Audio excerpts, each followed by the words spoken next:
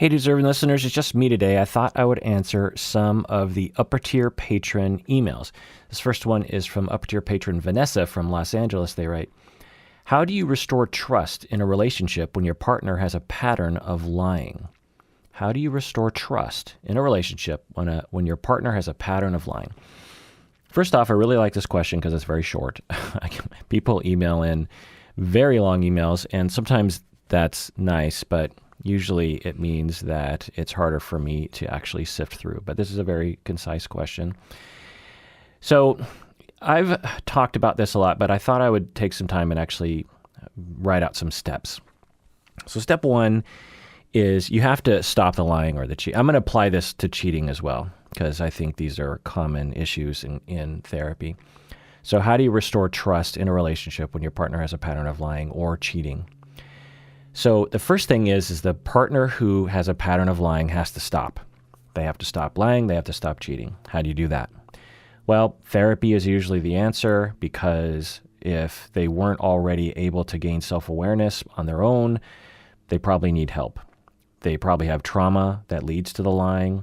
They probably have a habit that needs to be changed. They probably lack a lot of self-awareness. They're probably running from a lot of things. They probably don't know their own triggers for lying. People don't usually lie because they're trying to get away with something. Psychopaths do for sure, but the vast majority of people are not psychopathic, and those people who are lying are doing so often out of desperation or trauma or defense mechanism or something. It's usually not functional to their life. It doesn't usually enhance their life to lie and to cheat others. So we have to have that person stop, because in order to recover, you have to stop the bleeding, right? You have to, put a bandage over the wound, and if the wound keeps being reopened by continued lying and cheating, then you're not going to be able to gain any kind of trust. Why would you trust? And here's the thing, people. Trust. People say, like, how do I trust my partner when they lie to me all the time? You would be delusional to trust someone who lies to you all the time. That's the point of trust. Trust is something that you build over time. Trust is something that is evidence-based. I don't walk up to someone on the street and say, I trust you. No, I don't know who that person is. I don't know how they're going to treat me. I trust my wife because I've been with her for years, and she has treated me in an extremely consistent way and doesn't lie to me and doesn't cheat on me. I trust her when she tells me things because she has proven herself over years and years and years through various different ups and downs that I can trust her. So when you're trying to gain trust back from someone, there has to be a long period of time when there is no lying or cheating. And it takes a long time. And this is the thing that I always say that research shows surprises those people who lie and cheat. They will often be extremely surprised when their partner doesn't trust them after a few months of good behavior. If you've been with someone for 10 years and there's been 10 years of lying and cheating and 3 months of good behavior, you would be stupid to trust that person, because a good predictor of the future is the past. And if you have lied and cheated in the past, then it's a pretty good likelihood you're going to do it in the future. So the first thing that needs to happen in order to build trust back up is that the person has to stop lying and cheating. That just has to stop. The second thing is you want to conceptualize the lying or the cheating. Both partners need to understand why that person is lying and cheating. This is very important. And again, the common internet conceptualization is they're a malignant narcissist or they're a psychopath or sociopath.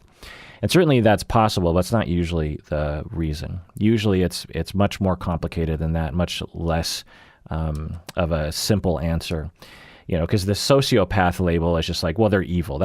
Whenever you're on the internet and you just hear the term malignant narcissist or sociopath, usually what people are referring to, they're just using a psychology term for the concept of evil. That person is evil. They are out to harm other people. They have no conscience. They don't care. They harm others and don't care. And certainly those individuals exist, but they're extremely rare. There's a possibility you will never come across a psychopath, a true psychopath, your entire life. They're pretty rare. Plus, their lives are usually train wrecks, and so you can detect them from a mile away. They're often in prison, by the way, or their lives are so dysfunctional that you would detect the dysfunction that their psychopathy produces way before you interact with how they will try to con you out of something. But anyway, it's important. Step 2 is to conceptualize the lying or the cheating. Both partners need to understand why the liar or the cheater is doing what they're doing. The cheater needs to understand why they're doing it, what kind of defenses are kicking in, and the cheated on person, the lying to person, needs to understand why this happens. Why do you need to know that? Well, because it helps, right? It helps to gain compassion. It helps to give a path forward. For the cheated on or the lied to partner, when they conceptualize it, they're like, oh, okay, my partner isn't evil. They just have a problem, which is almost always the case. I've never come across someone who cheated just because they didn't care. Cheaters are suffering. Usually people who are lying and cheating are suffering greatly, and their lying and cheating is just a symptom of that. It doesn't excuse it at all, for sure, but understanding that and conceptualizing that is very important to building trust, because then, the cheated on partner can say, there's a path forward. I don't just have to yell at my partner to not do it again. We have a foundation as to why this is happening, and we can treat that foundation or manage it. A third step is that the cheater or the liar has to take responsibility. This is incredibly important, that the person has to say, I did something wrong and there's no excuse. I have reasons. Like someone might say, well, I cheated on my husband because our relationship had been really distant and cold for a long time, and that's why I cheated. But it is not okay that I cheated. It was wrong. I should have broken up with my partner. I should have restrained myself. I understand why I did it, but it's no excuse. Two wrongs don't make a right, especially when it's like, oh, well, we've been distant for a while and that's why I cheated. That's not an excuse. That's in my, the therapy office often is devoid of morality. And I feel like that is a problem. And I feel like it's bad PR for our business.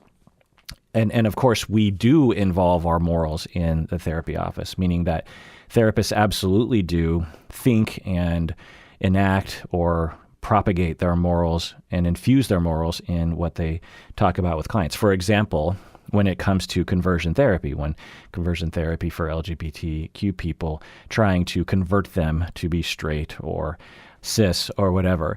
And we have decided as a field, and legally as well, that is immoral. Even if a client wants to change, we have decided that is not okay. Now, we will come up with scientific reasons as to why we don't do that, because we believe that that's just the way people are, and there's no evidence to say that changing them will improve their life or anything.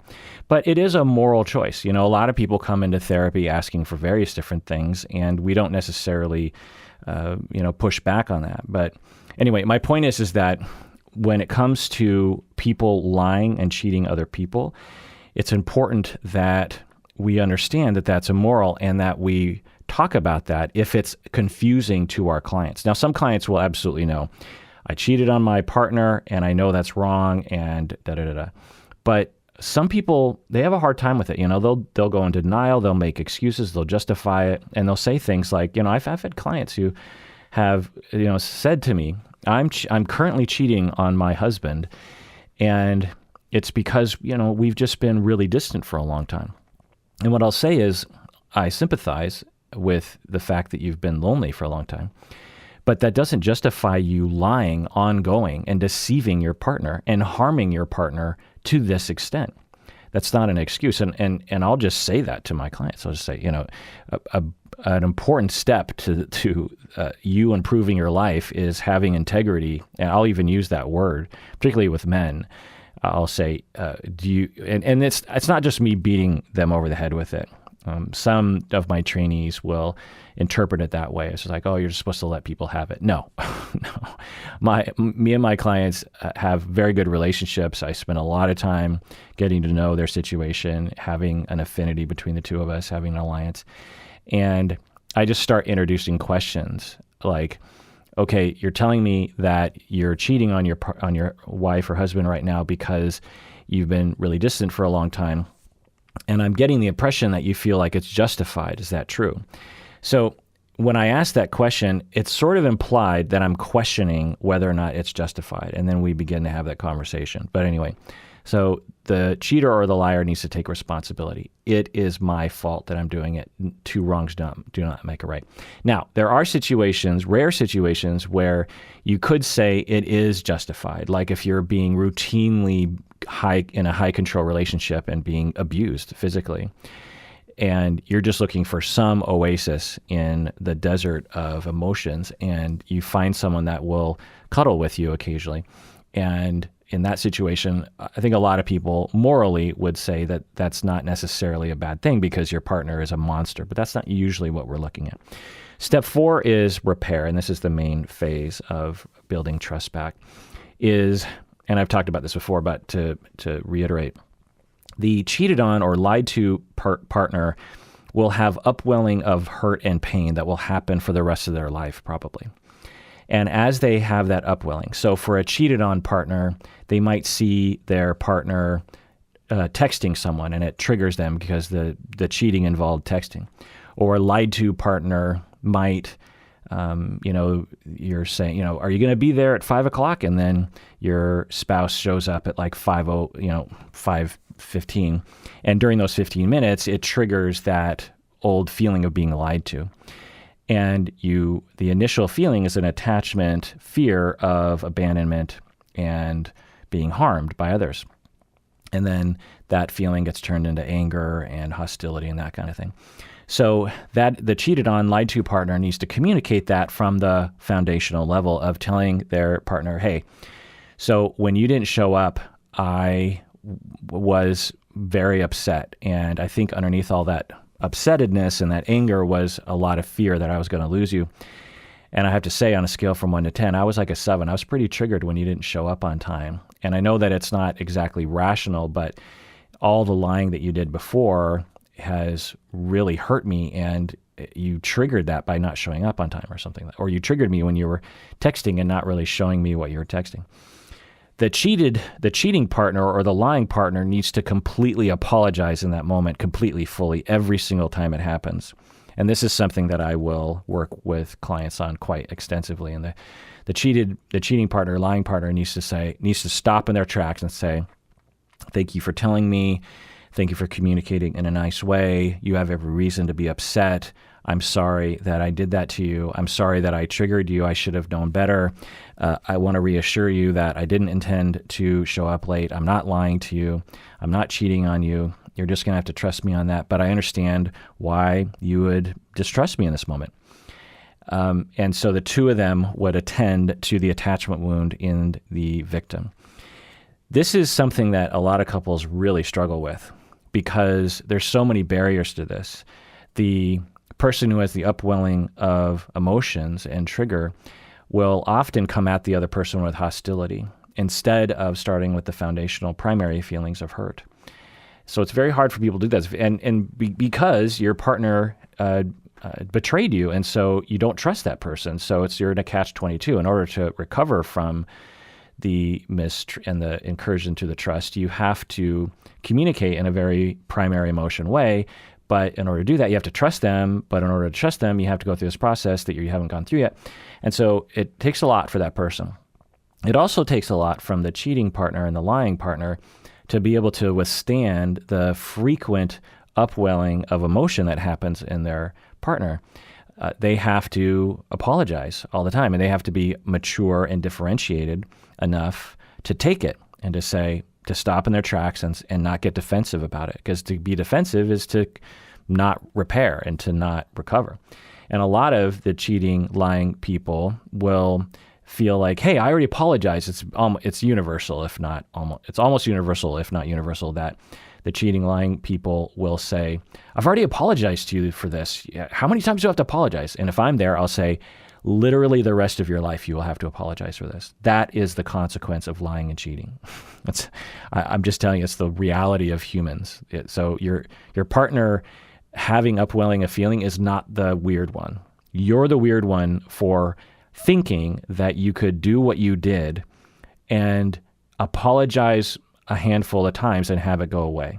You're the weird one. Now, you are not culturally weird because our culture believes that that's true. The culture would believe that your partner, the victim, is dwelling on the past. Not true. We are attachment creatures. We highly depend on attachments. And when we have an incursion on that trust, it is natural to have a lot of ongoing feelings about that. So now this can take a lot of work, and I might have months of therapy with a couple going through this process before the cheating, lying partner halfway kind of is on board with that perspective. And the fifth step is to repeat this process for years. Eventually, time will show that you can trust this person, but you'll never really trust them because they did do something wrong to you in the past. But you could get, 95, 99% there. Now, for some of you out there, you might be listening, particularly you up-tier patron Vanessa from Los Angeles, that sounds depressing. It takes a long time. It depends on a lot of things. You got to get your partner into therapy, probably. You've got to get your partner to understand. You've got to get your partner to, the lying, because you're asking, how do I restore trust in a relationship when your partner has a pattern of lying? So Vanessa, I don't know if your partner has a pattern of lying, but there's so many things that have to happen. Your partner needs to stop lying. The two of you need to conceptualize why your partner is lying, which is complicated. There's a very complicated investigation, often with a therapist who is experienced in personality assessment and trauma assessment, childhood trauma assessment, that can actually conceptualize something in a way that makes sense to you. That's very hard. The partner has to take responsibility for lying. Then you have to have this repair phase that goes on potentially the rest of your relationship. When you have an upwelling feeling, you communicate it well, they fully apologize. Maybe even there's some level of openness from the cheating, lying person where they give passwords to their accounts so that you can check on things. So there's a lot that has to happen, and you have to wait for potentially months, years to begin to trust your partner again. And that's just the reality. And what society will say is just get over it, stop dwelling in the past, or just break up with him. That's another thing that you'll hear people say, once a cheater, always a cheater, just break up. You're certainly, within your rights to break up for sure. But if everyone who had a trust incursion broke up with someone, there would be, like 10% of the relationships would exist today, meaning that bad things happen sometimes, particularly in long-term relationships. And often people will, I would say 95% of the time, if not more than that, clinically, when I have experienced cheating or lying, significant lying in a relationship, the couple decides to stay together afterwards because there's too much there to salvage. They really want to salvage their relationship. Will they always stay together for a long time? No, but that's usually the impulse in the beginning. All right, let's go on to another email. All right, this next email is from upper-tier patron Megan from Yelm, good old Yelm in Washington here. Why are some people interrupted or talked over more than others? Something I've noticed throughout my adulthood is that I often get talked over, especially in groups. I brought this up to a therapist in the past who thought the reason might be that I present as hyper-feminine and that we live in a sexist society. I was curious as to what your thoughts might be on why certain people are talked over more than others. End of email. Yeah, absolutely. I agree with your therapist that sexism is a good candidate. It's at least one of the factors in all likelihood. It's a well-known phenomenon that women, and perhaps as you're saying, women that present as hyper-feminine are more likely to be interrupted, particularly in groups. And it's based on this notion that women should be seen, not heard, maybe not even seen to some extent, that they don't know things. And we've studied this up and down, that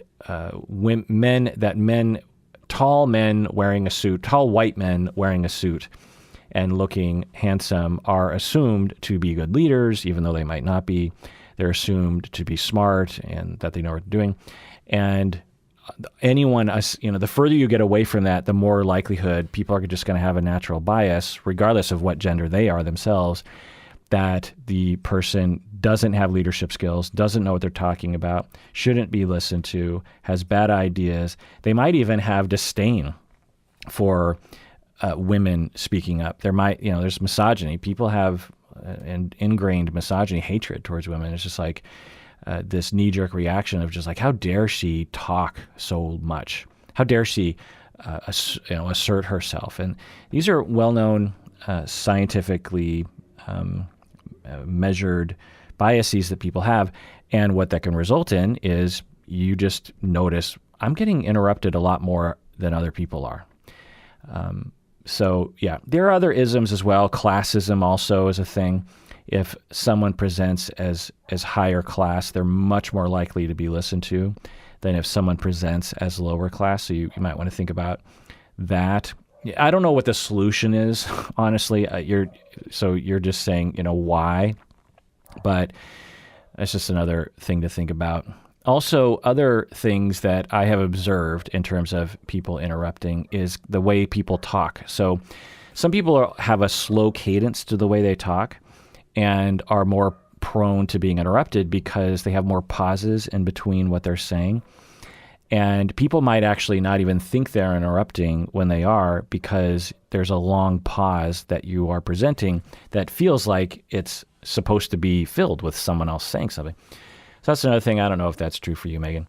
Another is that if you're really nice, regardless of gender or class, people who are really nice in a kind of high-tense group situation might get stomped on. So that's just another thing to think about. Also, awkwardness or timidity is something that I've seen people will get interrupted on. If someone comes across as awkward, it can be distressing, or if someone is interpreted as being awkward, I guess is a better way of putting it, then other people have this compulsion to shut that person down because they just don't want to hear that person talk, because it's anxiety provoking to hear an awkward person talk, if that makes any sense, or a timid person.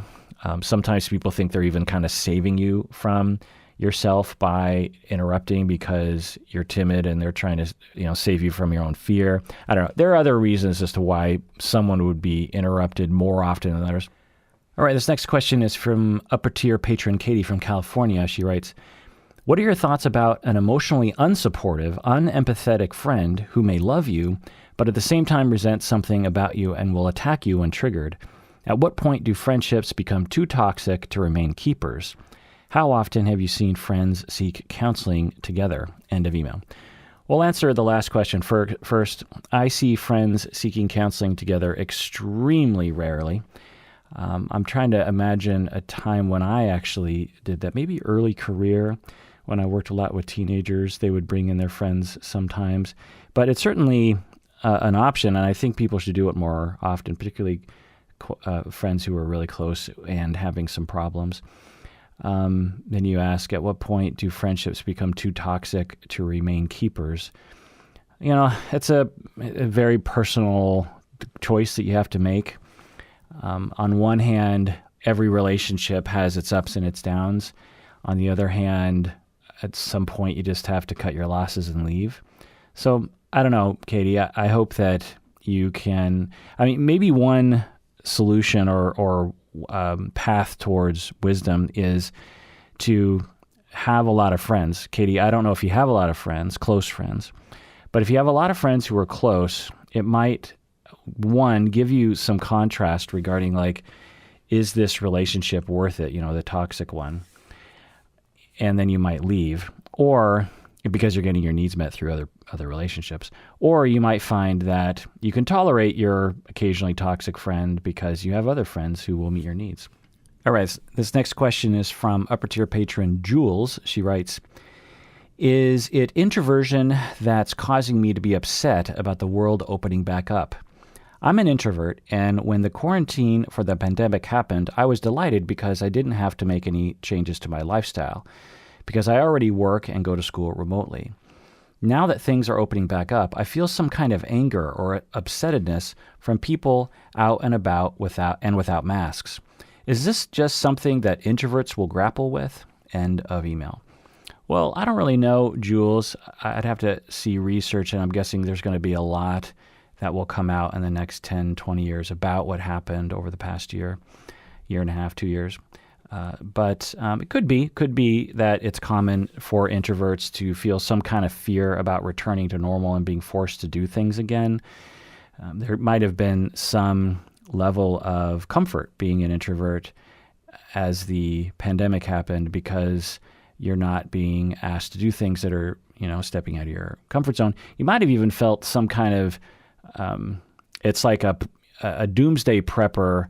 And when a doomsday happens, they might just kind of feel a little satisfied, like, see, I told you. And introverts might have had some level of that. I don't know if that's your case, Jules, but I could see that. I could also see as things start opening up, maybe possibly feeling envious of people leaving their house and having fun or freedom together. And there's some of that. But really, I think, Jules, the main thing that I would say is that I think it's normal to have feelings. All of us, I think, are going to have and have had a lot of feelings. And as things open back up, it seems like we should be happy, which is fine if you are. But I think there's the possibility of a lot of feelings happening. We've been through a lot. For example, with me, when I go into public now, the other day, so for a couple months, I was fully vaccinated and wore masks whenever I left the house. And there was kind of a couple weeks where it was pretty clear that everyone in Seattle, or the vast majority of people in Seattle, were vaccinated, but we were still wearing masks. But some places you would see people not wearing masks. And I was like, I don't know if I really like that. But that was kind of the recommendation at the time anyway, that it was okay not to wear a mask. But I still wore a mask and didn't like it when people weren't wearing masks because I just felt, like, just wear a mask, dude. It just doesn't take a lot of effort. And until we're fully out of the woods, it's all just make sure we're wearing our mask. But then one day I was going into the hardware store and I had forgotten I didn't have a mask on. I walk into the hardware store, no mask. I don't have a mask on. And I'm in the store and I'm like, oh my God, I don't have a mask on. And I look around and I notice some of the workers also don't have masks on. And I'm just frozen there. And I'm thinking, well, okay, so they're not wearing a mask. And then I look at some other customers and, about half the customer, maybe a quarter of the customers weren't wearing masks as well. And I'm pretty up to date on the science and listen to science podcasts about this. And it was a huge hardware store, like a Lowe's hardware with lots of ventilation, assuming. And I just thought, well, the chances of getting it, and even if I did get it, my immune system would fight it off. And even if it didn't, it's probably just going to be a nasty flu and I won't be hospitalized because that's the vast majority of people that are fully vaccinated with Pfizer and da-da-da. So I'm sitting there just thinking, what do I do? Do I go back out to my car? It wasn't that much of a big deal to go back out to my car, but I just thought, well, I'm already in here and other people aren't wearing masks, so I guess I just won't wear a mask. And I walked around the store and I just felt completely naked. So then I started to wear a mask sometimes, but not other times. And my wife, she's more comfortable in a mask, so when I was with her, I'd be more likely to wear a mask, but sometimes I wouldn't. Like sometimes we'd go to the store and she'd be wearing a mask and I wouldn't. And it's like, what's going on there? So it's been we've been in this zone lately where it's sort of half and half. And, but even then, even though I have walked around probably half the time in places without a mask, when I see someone without a mask, even if I'm also not wearing a mask, I feel a little judgy towards that person. That doesn't make any sense, right, Jules? We can have all sorts of irrational feelings as we come out of the pandemic, and because we've been dealing with an extremely irrational situation, and we're going to have all sorts of feelings. We're going to have joy. We're going to have fear. We're going to have anger. We're going to get judgy. We're going to feel deeply, deeply afraid. I mean, that's the other thing for me is occasionally I'll just be walking around and it'll just hit me again that the pandemic is real and that the virus is real and has killed so many people. And I will just have this intense fear. Where was I? Someone sneezed. Oh yeah. I was around some people and this guy, he turned his face and he turned away from me and he sneezed. And I was, I just thought, does he have it? Am I going to die now? And it was really acute, and I skedaddled. So I think, I'm kind of all over the map, and I think that's normal. So for you, Jules, regardless of your introvert nature, to feel some kind of anger or upsetness when seeing people out and about, and particularly without masks, I think is extremely normal. And I don't know if it's necessarily the only you would know, Jules, if it was connected somehow to your introversion, really. But regardless, I think it's very normal, and I think we all just have to take care of ourselves during this time. I think there's a temptation to say, well, we're out of the woods, everyone celebrate, instead of, well, things are changing and we're going to have emotions. Some of them are going to be joy and some of them not. So let's all just, take care of ourselves as we go through this. All right, let's take a break. We get back more Up at Your Patron emails. All right, we're back from the break. Just a little side note, if people can become annual patrons, that would be great. Patreon had a little bit of a glitch where annual patrons weren't having access. So if you're having trouble with it, make sure that you email Patreon about that, or us. We can actually email Patreon ourselves. But we're asking people to become annual patrons because it helps us with our planning a great deal, actually. And you get a discount. It's a win-win. You get a discount, and it helps us with our planning. And just to do some OPP, some old patron praise, we are today going to highlight those patrons who became patrons all the way back in October of 2017 and have stayed patrons this entire time. We have Jennifer from Milwaukee, Oregon. I did not know there was a Milwaukee, Oregon. But Jennifer is from there, and she is a deserving listener. We have Sarita from New Jersey. We have Killian from God knows where. We have Jennifer Sampson, my boss at the university, from Tacoma, Washington. She, I guess, became a patron all the way back 4 years ago. So thanks to my boss, Jennifer. We got James from Illinois, and we got Julie from Cirencester from Great Britain. So thank you, Jennifer, Sarita, Killian, Jennifer, James, and Julie. A lot of J's in there, for being patrons all of this time. Thank you so much. All right.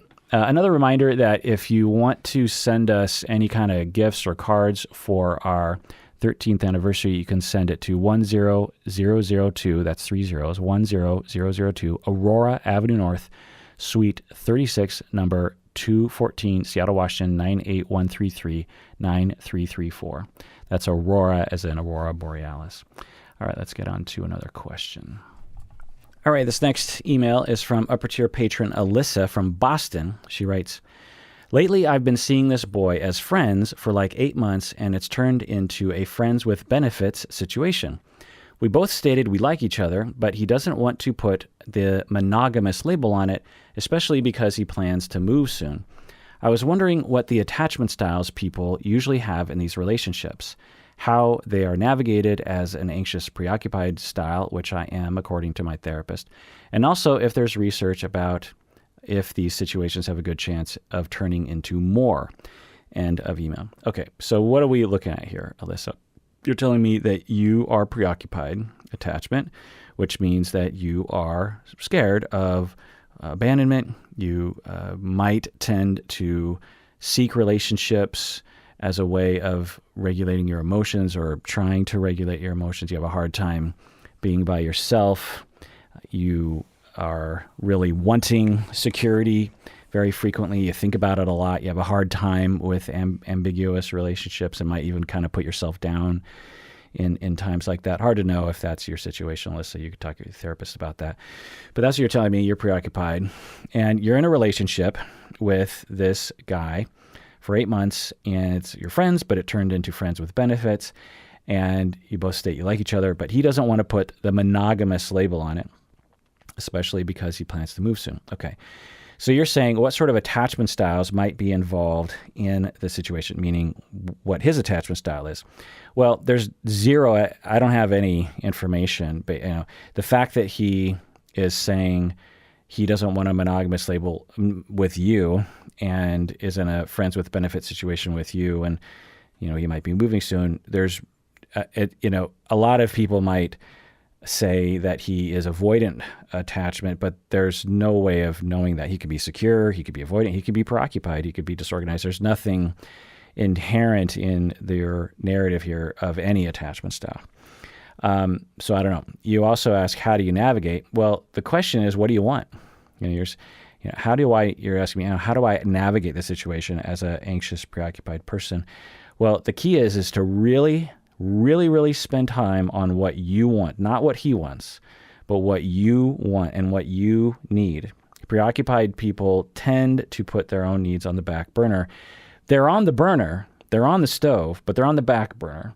They're definitely there, and they will definitely crop up and, come out as, I guess the analogy would be you put your needs on the back burner, you forget about them, and then they start to burn, and when they start to catch on fire, then you start screaming. So your needs are there as a preoccupied person, but you ignore them for too long. So it's very important that you know what you want. So Alyssa, do you want to be in a friends with benefit situation with him, that he does not want a monogamous relationship with you, meaning that he wants to be with other people? So one of the things that I have worked on with clients who are in your situation, Alyssa, is that people in your position are prone to fantasy about a relationship, where you might say to yourself, well, but maybe things will work out.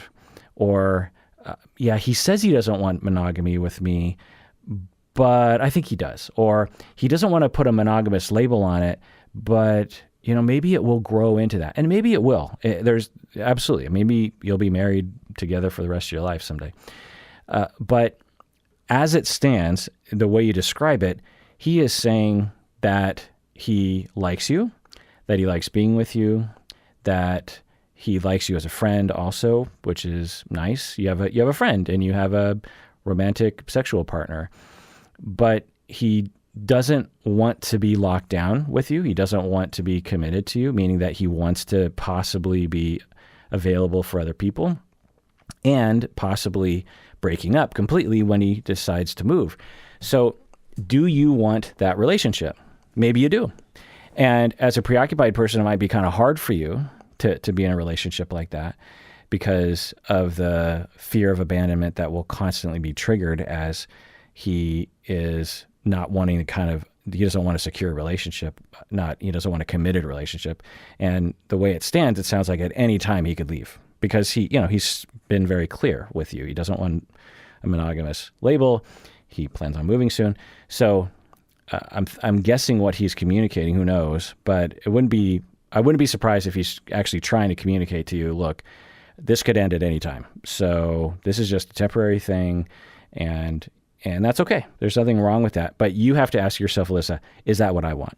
Is that ultimately what I want? Or am I seeking a fantasy? Am I seeking a elusive false oasis on the horizon?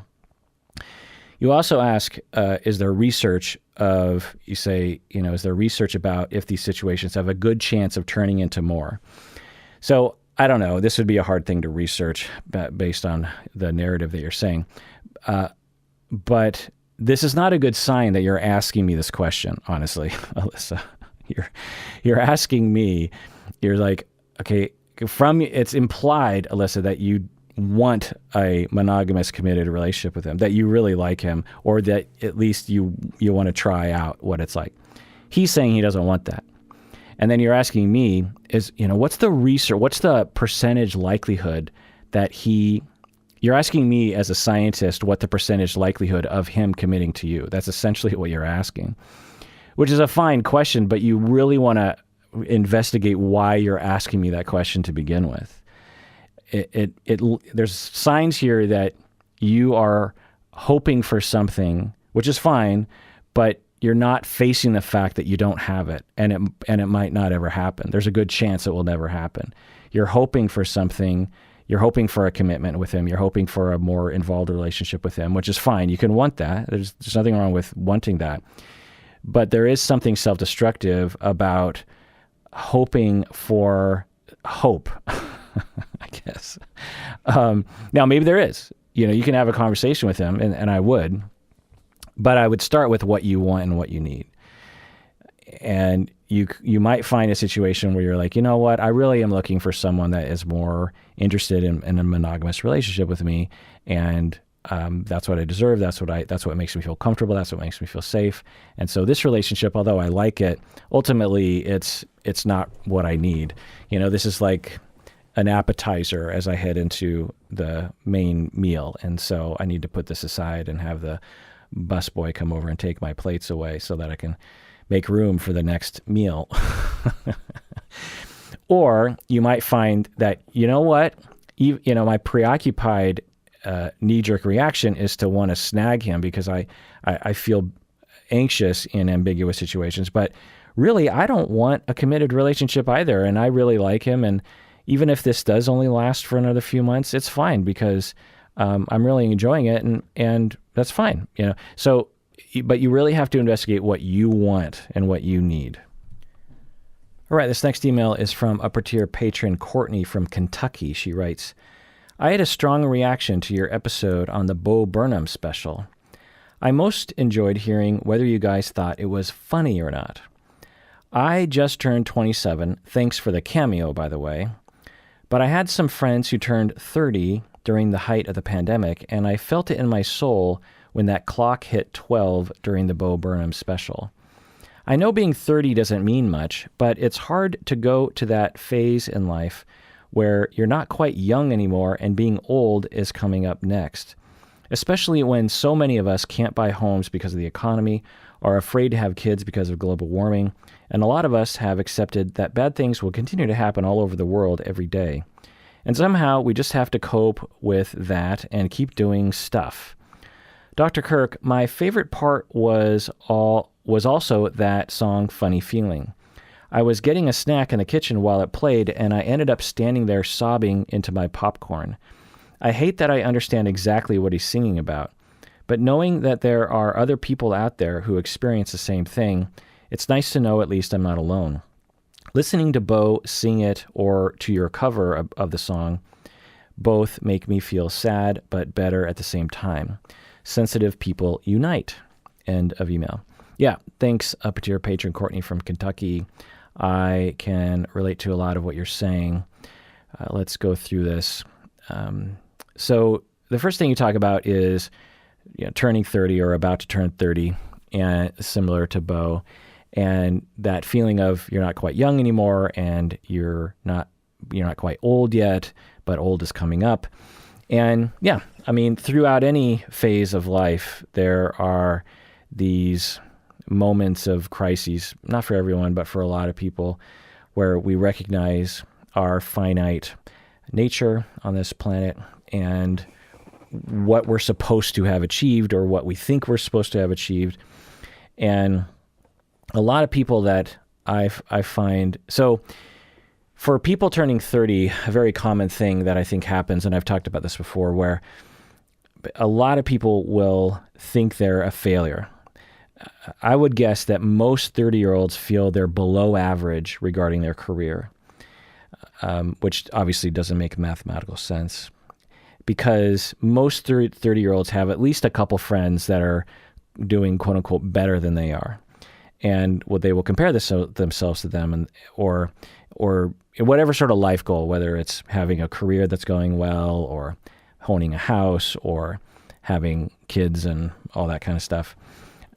There's a lot of comparing that I feel like 30-year-olds do. Because when you're in your 20s, you can say, well, I'm in my 20s and I have my whole life ahead of me, and I'm not expected to be an adult yet. But when you turn 30, there's this expectation like, well, you should have your S together by that point. The thing I'll say to that is no, you shouldn't. Looking back now, I consider 30 to essentially be you're just beyond your teenage years. And if you don't have your stuff together, that's fine. And also, this comparison to other people is just unhealthy, right? We all understand that. And this other thing that you say here is, especially when so many of us can't buy homes because of the economy, I hear a lot of young people, particularly on Reddit, complaining about the fact that they can't buy homes, which I find to be interesting. Because on one hand, I guess I get it, because we all want a home, I guess. But, owning a home doesn't solve your problems. You add a lot of problems to your life when you own a home. Owning a home doesn't mean you're suddenly happy and suddenly set for life. A lot of people buy a home and now they have this huge mortgage, and if something goes wrong in the house, they have to fix it. And you're no longer mobile. You're no longer free. You're kind of locked in on something. When the economy tanks, because believe me, I owned a house when the housing crisis happened in 2008, and that is not a pleasant situation to be in. So I'm not saying that you should be happy renting an apartment, but I just find that a lot of younger people, they really focus on this buying a home thing. You can live in an apartment, or maybe you live outside the city in a more cheaper place and live a completely happy life. There are plenty of people. Some of the happiest times of my entire life happened when I was crammed into a small apartment with 5 other dudes. So do not be envious of people that have homes, because it doesn't solve your problems. And in some ways, as I will frequently talk about, the sort of ideal, the American ideal, is to have a mansion on the hill, have a huge home, and it just means more isolation in a lot of ways, and which is more depression, more anxiety, more demoralization. So now, I'm not saying you're supposed to just be happy with your situation, but I just find that younger people, I don't know, but whenever I hear younger people complaining on Reddit about not owning a house, I'm just thinking, I'm just wondering where they're coming from exactly. So there's that. The other thing is it's not like 20, 30 years ago, a lot of 30-year-olds were buying homes or could afford a home, particularly if you're trying to live in the city. Now, if you go back 50, 60 years, then yeah, a lot of people were buying homes. But even then, my parents didn't buy a house until they were about 30 years old, and they bought a house in the country, which was Issaquah back then, and it was a very humble house. So I think that a lot of young people have this. They watch too much Dick Van Dyke or something, where they just think that everything was wonderful back in the old days or something, and it just wasn't. You guys, you young people today have a lot of things. There's a lot of things that you can say that your life, even economically, is better. Just don't have past envy, envy for the past, because I'm guessing that, like if I asked my parents, would they have rather grown up in the 40s and 50s and 60s, or would they rather have grown up today? I'm guessing my parents would say they would rather have grown up today because of all the interesting things that are happening, and the technology, and the options available, and the mobility that people have. Anyway, I don't know that for sure, but it's just one thing. The other thing you say is you're afraid to have kids because of global warming, and a lot of us have accepted that bad things will continue to happen all over the world every day. Yeah, I agree with that one. I don't think any, and I think it would be particularly bad if you're young, because I was thinking about this the other day, that with climate change, and it's just getting worse and worse, and it's not looking good. And we talked about this during the Bo Burnham review episode with Berto, that there's a chance that at the tail end of my life, I will start to see the real global impact of global warming and climate change. But I will die before it gets real bad. Or I'll die, or I'll be, I don't know. Anyway, but if you're 30 or younger, there's a good chance, a pretty good chance, that in your lifetime, maybe by the time you're 50 or 60 years old, maybe even by the time you're 40, that you will experience the huge global consequences of climate change. Who knows? Hard to say. And even if you are privileged enough to have money to survive through problems as the sea level rises and as famine increases and the economic ripple effect over the globe might actually reach every single human on the planet, meaning that there might be a world 30 years from now in which everyone is struggling to make ends meet. Everyone is struggling to find work. Unemployment might skyrocket. Inflation might skyrocket. The ability to get easy food might be very difficult. Whole crops might completely die off, like in the movie Interstellar, that kind of thing. It's hard to know, and hopefully that doesn't happen. But I was just thinking the other day that I sort of feel there's a chance that 500 years from now, they will look at my generation, Generation X, and say they were the last generation to reap the benefits of the industrial assault that has occurred on the planet.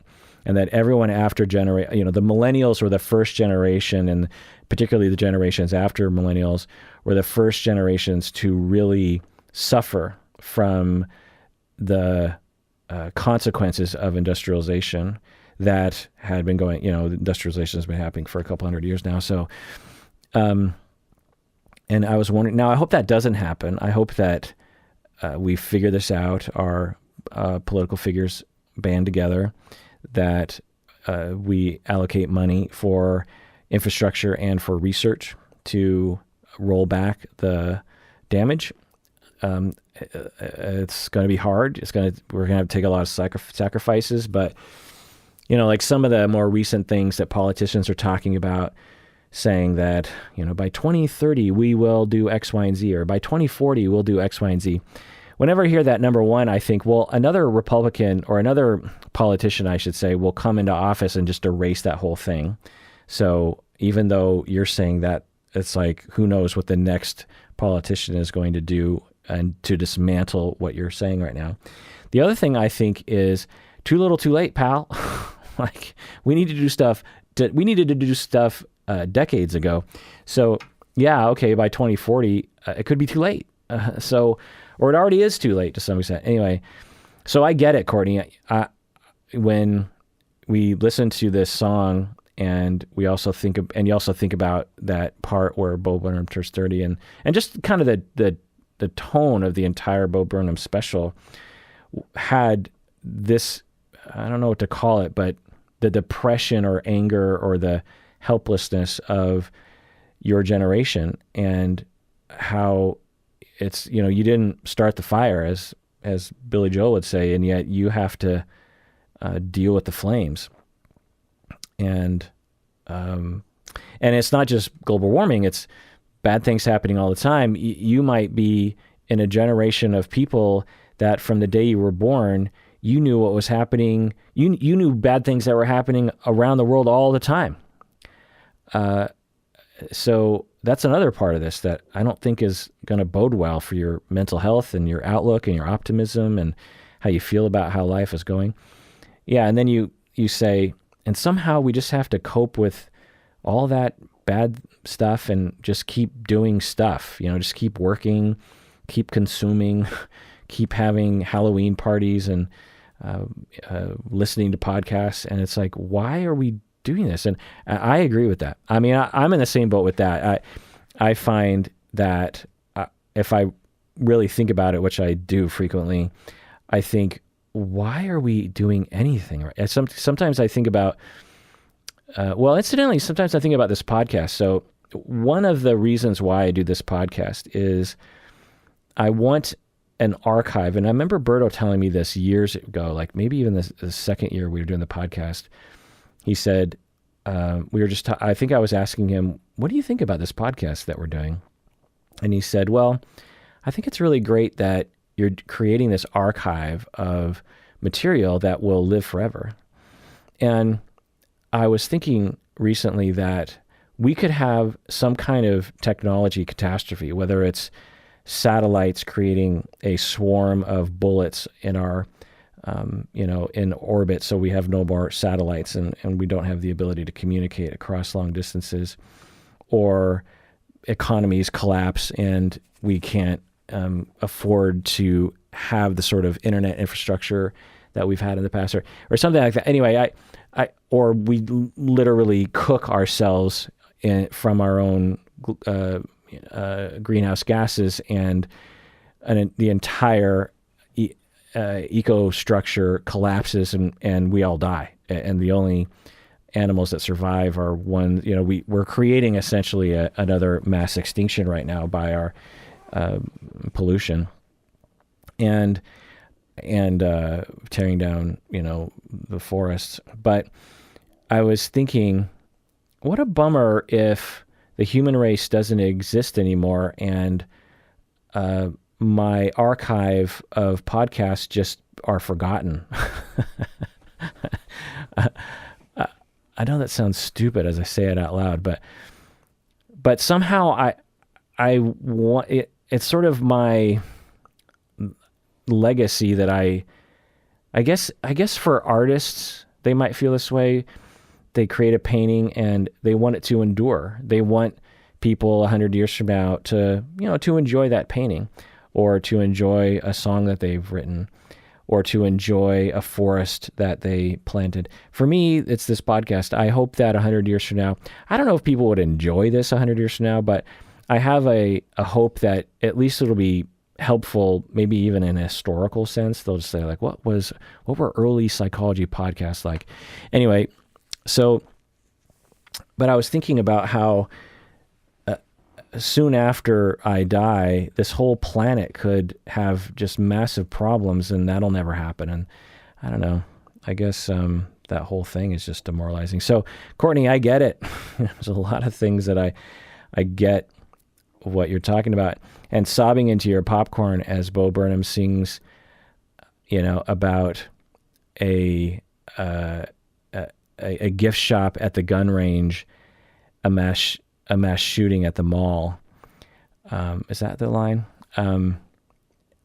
I get the funny feeling, and similar to you, Courtney, that when Bo Burnham sang that song, I felt heard. And that's, I think, when you really know you've heard a song, a great song, is when you feel like, even though people talk about the things that Bo Burnham is talking about, the way that he put it and the tone of the song just perfectly encapsulates how I feel, or just a part of it. And it seems like you can relate to that too, Courtney. And yeah, we're all in this together. It's like, I don't know, the analogy that I have is we're all on this ship, and we're heading what looks to be, okay, here's the analogy. We're in a boat, big kind of cruise liner, and a lot of us are looking over the side ahead, and it looks like a waterfall. We don't know how far it is ahead, and we don't know how much of a drop off it is. Maybe it's only a few feet. Maybe it's a few miles. Who knows? And we're screaming at the captain and the other people who are driving the boat, and they're just not doing a thing. And so we all get spoons out, and we're trying to paddle the boat backwards, away from the waterfall. But of course that doesn't do anything. So we get back up and we scream and we protest, and the captain and all the other crew, they don't care. They're just heading, it'll be fine. Don't worry about it. You're just hysterical. And then at a certain point, some of the people who are scared and screaming just throw their hands up and say, well, maybe I should just have a Mai Tai and hang out by the pool, because what's the point? Like, we've been screaming for years. I mean, Courtney, you're 27. I'm 50. I've been screaming about this stuff since I was 15 years old, maybe younger. Because I've known it, maybe even since I was 7. I remember in the 70s, there's a fair amount of environmentalist discussion happening in the 70s. And I've been screaming about it for a long time and worried about it for a long time, and trying to do what I can, making podcasts about it, voting, protesting, donating, recycling, trying to, promote scientific ideas, trying to find out information, trying to reduce my carbon footprint, trying to talk with other people about it, trying to, talk with the grassroots people about investing in solar or nuclear power or something, trying to understand these things. And I feel like I've done a lot from my side. Could I do more? I suppose so, but it amounts to just a spoonful of water as, triple turbines are pushing away at the water underneath the boat, and we're heading over that thing. I don't know what's gonna happen to us. Who knows? And so sometimes I think you just cry by the pool while you're drinking a Mai Tai and trying to have a good time. All right, well, that is it for that episode of Psychology in Seattle. Everyone out there, please take care of yourself because you deserve it. You really, really do.